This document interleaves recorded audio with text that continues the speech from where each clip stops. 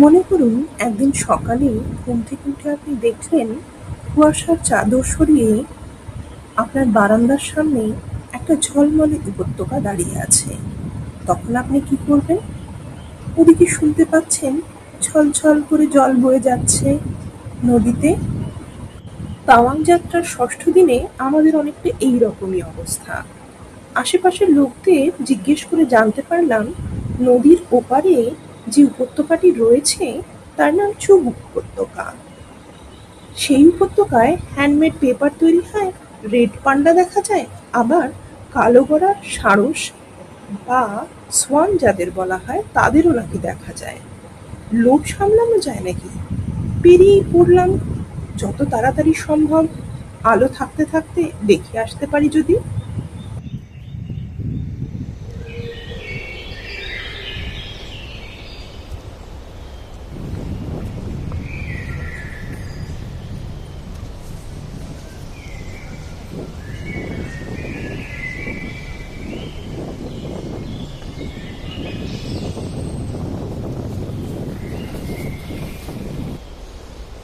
Driver দাদাকে রীতিমতো hijack করে আমরা নিয়ে চললাম চুপ ভ্যালির দিকে।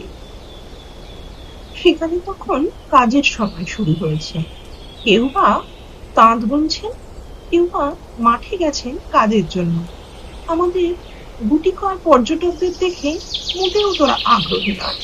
বলে দিলেন শুধু কোন পথ দিয়ে এগুলে আমরা পাখির চোখে উপত্যকাটি দেখতে পাবো। তাদের বদলানো পথেই চললাম হাঁটতে। আঁকা বাঁকা পাহাড়ি পথে তখন হালকা রোদের আভাস। পথ ধরে এগিয়ে চললাম আরো সামনের দিকে।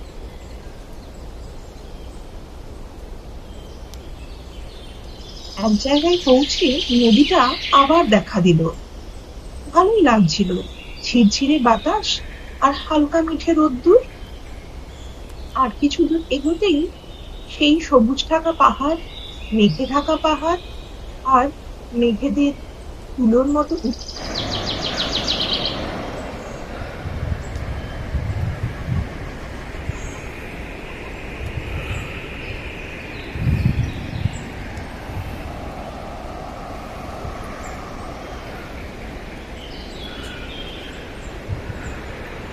যাওয়া। 20 মিনিটে নেচার ট্রেলটি কমপ্লিট করতে খারাপ লাগলো না। একটা সেলফি হয়ে যাক এই আনন্দে।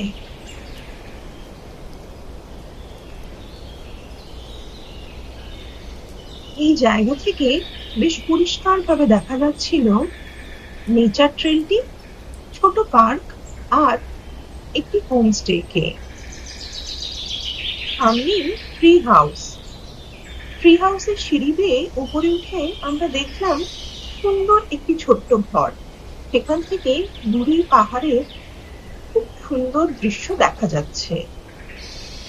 হোমস্টের মালিকের ঘরটিও বেশ সুন্দর, বেত আর কাঠের তৈরি।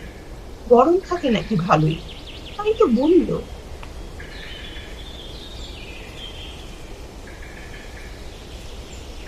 হাঁটতে হাঁটতে বেশ ক্লান্তই হয়ে পড়েছিলাম। কিছুক্ষণ দাঁড়িয়ে একটু জিরিয়ে নেওয়া যাক।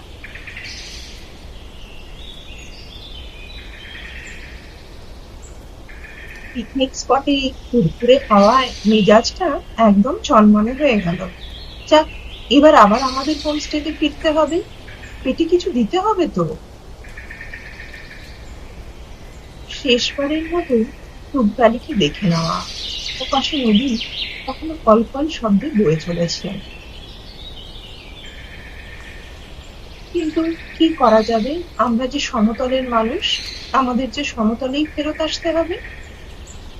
অনেকটা অক্সিজেন আর প্রাণশক্তি নিয়ে আমরা ফিরে এলাম সমতলে।